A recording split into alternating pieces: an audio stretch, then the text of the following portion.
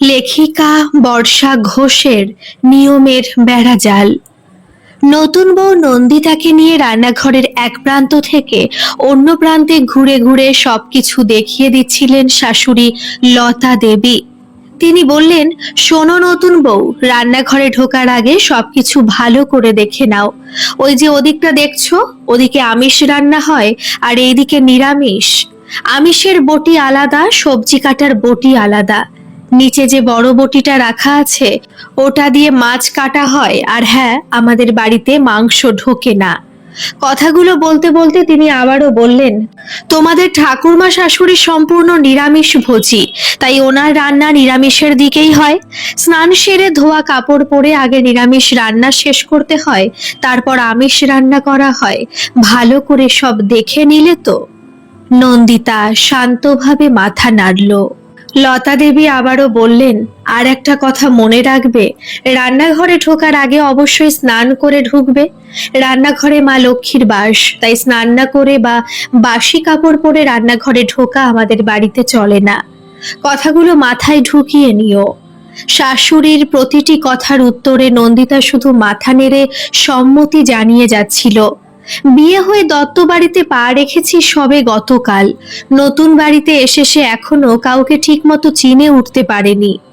এমন সময় কাজের মেয়ে মিনতি এসে হাসতে হাসতে বলল, হ্যাঁ গো মা, তুমি চিন্তা করো না, বৌদিমণিকে সব আমি বুঝিয়ে দেব। এই তো সবে এসেছে, একদিনেই যদি সব নিয়ম কানুন শিখতে হয় তাহলে তো ঘাবড়ে যাবে। লতা দেবী কিছুটা বিরক্ত হয়ে বললেন, নতুনের আবার কি আছে? এত বড় মেয়ে হয়েছে, এত দূর পড়াশোনা করেছে, আবার কলেজে পড়ায়, সামান্য এই জিনিসগুলো জানবে না? নন্দিতা নীরবে দাঁড়িয়ে রইল। বাইরে থেকে সে কিছু বলল না, কিন্তু মনে মনে ভাবল, এখনো মানুষ এত নিয়ম আর কুসংস্কার মেনে চলে। সে একটি কলেজের অধ্যাপিকা, ছোটবেলা থেকে মুক্ত পরিবেশে বড় হয়েছে। তার বাড়িতে ধর্মীয় আচার ছিল ঠিকই, কিন্তু এত নিয়ম কানুন ছিল না। তাই নতুন পরিবেশে এসে সে কিছুটা অস্বস্তি অনুভব করছিল। কিছুক্ষণ পরে নিজের ঘরে ফিরে সে ফোন করলো মাকে। মা, তুমি তো বলেছিলে ছেলে ভালো, পরিবারও ভালো, কিন্তু এরা তো এখনো কত কুসংস্কার মেনে চলে। ফোনের ওপার থেকে রীতা দেবী শান্ত গলায় বললেন, দেখ মা, তন্ময় ভালো ছেলে, পরিবারের লোকেরাও খারাপ নয়। একটু আধটু সংস্কার মানে, এটাই হয়তো তাদের অভ্যেস। সময় নিয়ে দেখ, হয়তো তুইও মানিয়ে নিতে পারবি।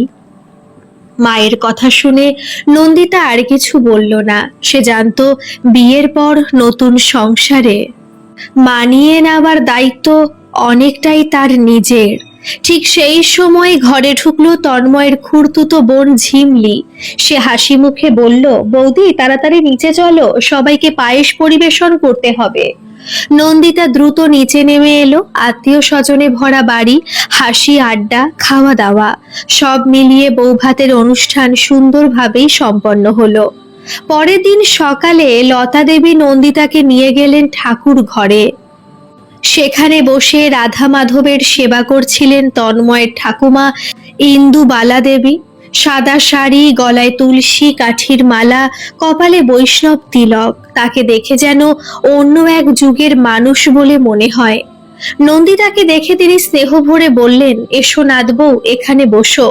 দেখো, এই হলো আমাদের বাড়ির রাধা মাধব। নন্দিতা একটু দূরে দাঁড়িয়ে লক্ষ্য করলো ঠাকুরের পোশাকে যেন কিছু ভুল হয়েছে। সে বিনয়ের সঙ্গে বলল, ঠাকুমা, আপনি কি আজ চশমা পরেননি? ইন্দুবালা দেবী অবাক হয়ে বললেন, আরে না তো, কেন? নন্দিতা পাশে রাখা চশমাটা এগিয়ে দিয়ে বলল, চোখে দিয়ে একবার দেখুন, মনে হচ্ছে রাধা মাধবের পোশাকটা একটু উল্টো হয়ে গেছে। চশমা পরে ভালো করে দেখে ইন্দুবালা দেবী, তারপর লজ্জা পেয়ে বললেন, ওরে বাবা, সত্যিই তো উল্টো হয়ে গেছে, দেখলি? চশমা পরিনি সেটা একেবারেই মনে ছিল না, ভাগ্যিস তুই দেখে দিলি। বৃদ্ধার মুখে কৃতজ্ঞতার হাসি ফুটে উঠল।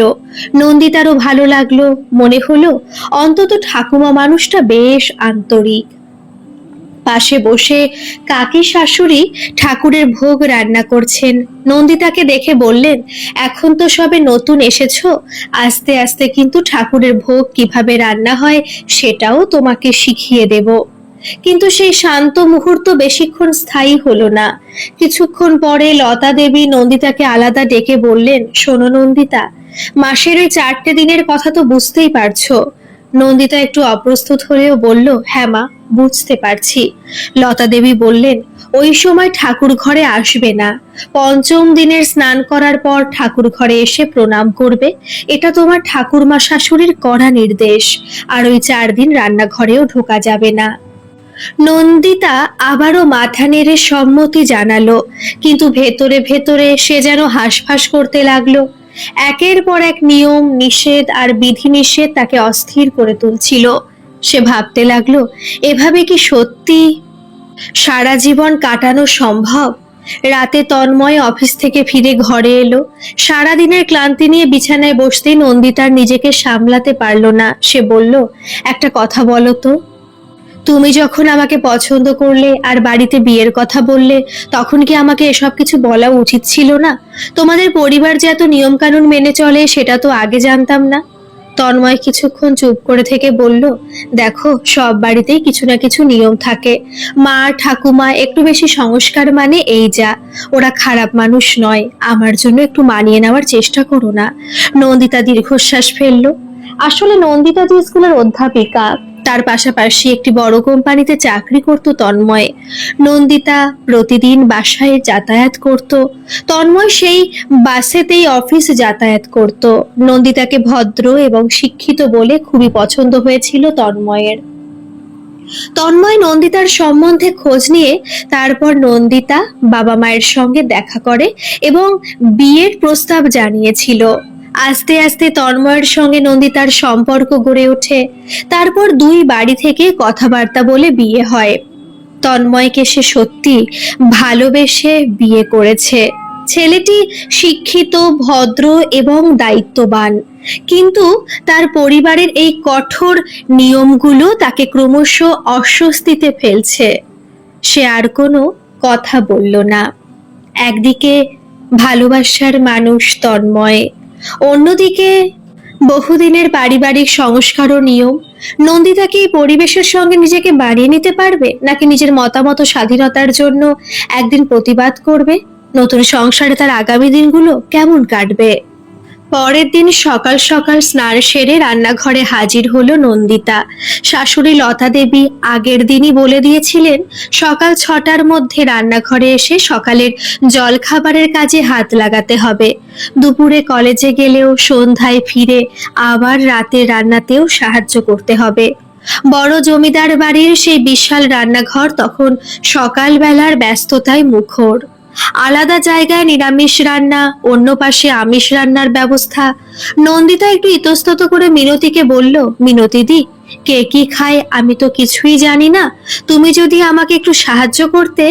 মিনতি হেসে বলল, চিন্তা করো না বৌদিমণি, আমি সব গুছিয়ে রেখেছি। সকালের জন্য সবার লুচি আর তরকারি হবে, তবে ঠাকুরনের জন্য সাবুর খিচুড়ি রান্না হবে। উনি সকালবেলায় তেলে ভাজা কিছু খান না। তারপর সে আবারও বলল, সব তোমাকেই করতে হবে না, এক্ষুনি বড় মা আর ছোট মা চলে আসবেন। তুমি আস্তে আস্তে শিখে নেবে। এই যে সবজিগুলো আমি কেটে রেখেছি, এগুলো গ্যাসের কাছে তুলে রাখো। নন্দিতা স্বস্তির নিঃশ্বাস ফেলল। কিছুক্ষণ পর রান্নাঘরে ঢুকলেন লতা দেবী।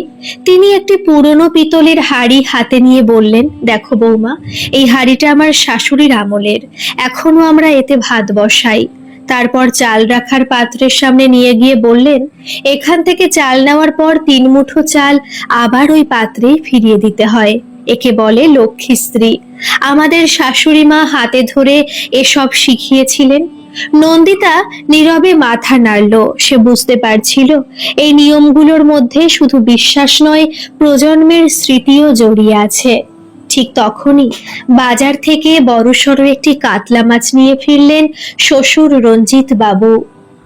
ছোট কাকি শাশুড়ি হেসে বললেন, কি নন্দিতা, মাছ কাটতে পারো তো?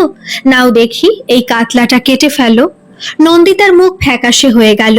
জীবনে কখনো সে মাছ কাটেনি, এমনকি ভালো করে ধরেও দেখেনি। মিনতি পেছন থেকে হেসে বলল, ও বৌদিমণি, ওরা তোমার সঙ্গে মজা করছে, তুমি ভয় পেও না, মাছ আমি কাটবো।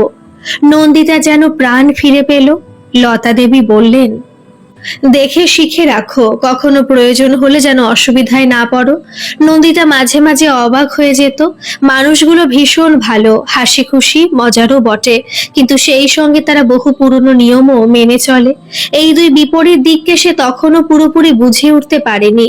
পরদিন সকালে নন্দিতার ঘুম ভাঙতে একটু দেরি হয়ে গেল। তখন প্রায় 8টা বাজে।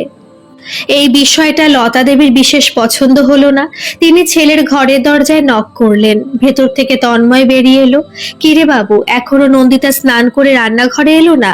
তন্ময় একটু অস্বস্তি নিয়ে বলল, মা, ওর একটু অসুবিধা হয়েছে, পেটে খুব ব্যথা করছে। লতা দেবী সরাসরি নন্দিতার কাছে এসে বললেন, কি হয়েছে তোমার? নন্দিতা লজ্জা পেয়ে ধীরে বলল, মা, আমার পিরিয়ড হয়েছে, এই সময় আমার খুব পেট ব্যথা হয়।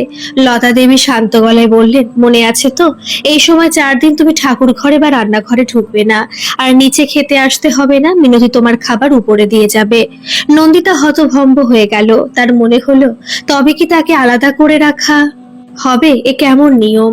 কিছুক্ষণ পরই সে ফোন করলো তার মাকে। মা, আমি যেন এক অদ্ভুত জায়গায় এসে পড়েছি। পিরিয়ড হলে রান্নাঘরে যাওয়া যাবে না, ঠাকুর ঘরে যাওয়া যাবে না, নিচে গিয়ে খেতেও বারণ, আমাকে নাকি উপরে খাবার দিয়ে যাবে। আমি কিভাবে থাকবো বলো?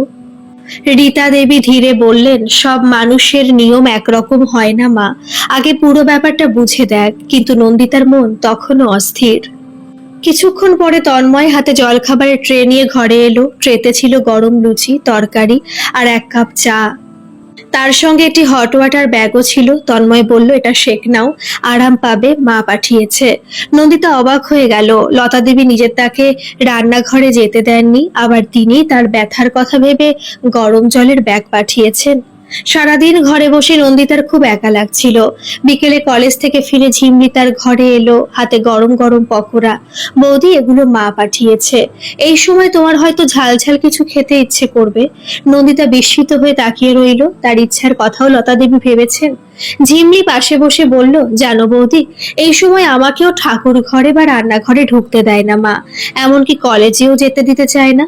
যদি খুব জরুরি ক্লাস থাকে তবেই আমি যাই, তবে তুমি কলেজে পড়াও বলে তোমাকে যেতে হয়। নন্দিতা অবাক হয়ে শুনছিল। ঝিমলি আবারও বলল, আসলে মা আর জেঠিমা চান এই কয়েকটা দিন আমরা বিশ্রাম নিই। এই নিয়ম শুধু আমাদের বাড়িতেই আছে, ঠাকুমা চালু করেছেন। ঠাকুমা? অবাক হয়ে জিজ্ঞেস করলো নন্দিতা। হ্যাঁ, ছোটবেলায় আমিও অবাক হতাম। একদিন ঠাম্মাকে জিজ্ঞেস করেছিলাম, তুমি এত পুরনো দিনের মানুষ হয়েও এমন ভাবনা কিভাবে এলো? ঝিমলি একটু থেমে বলল, ঠাম্মা বলেছিলেন তার শাশুড়ি মাসের এই 4টে দিনে তাকে রান্নাঘরে যেতে দিতেন না ঠিকই, কিন্তু বাড়ির সব ভারী কাজ করাতেন। তখন তিনি খুব কষ্ট পেতেন, তাই তিনি ঠিক করেছিলেন তার বাড়ির মেয়েদের এই সময়ে কোনো কষ্ট দেবেন না। নন্দিতা স্তব্ধ হয়ে শুনছিল। ঝিমলি আবারও বলল, আগে এই সময় মার কাকিমা বিশ্রাম নিতেন, তখন বাবা, জেঠু আর দাদা ভাই সব কাজে সাহায্য করত। মা সব সময় বলেন মেয়েদের কষ্টটা বুঝতে শিখতে হবে। নন্দিতার চোখে জল এসে গেল। যে মানুষগুলোর সম্পর্কে সে এতদিন ভুল ভেবেছিল, তারা আসলে তাকে অবহেলা নয়, যত্ন দিচ্ছিল। সন্ধ্যায় তন্ময় অফিস থেকে ফিরে এলে নন্দিতা ধীর গলায় বলল, আমি তোমাদের পরিবারকে খুব ভুল বুঝেছিলাম। নন্দিতা বলল, আমি ভেবেছিলাম তোমাদের বাড়ির সব নিয়ম শুধু কুসংস্কার, কিন্তু এখন বুঝছি এর মধ্যে ভালোবাসার যত্ন লুকিয়ে আছে। তোমাদের পরিবারের প্রতি আমার সম্মান অনেক বেড়ে গেছে। তন্ময় মৃদু হেসে বলল, আমি জানতাম একদিন তুমি বুঝবে। কয়েকদিন পরে নন্দিতা স্নান সেরে সকালবেলা ঠাকুর ঘরে গেল। ইন্দুবালা দেবী তখন রাধা মাধবের জন্য নারকেলের নাড়ু পাকাচ্ছিলেন।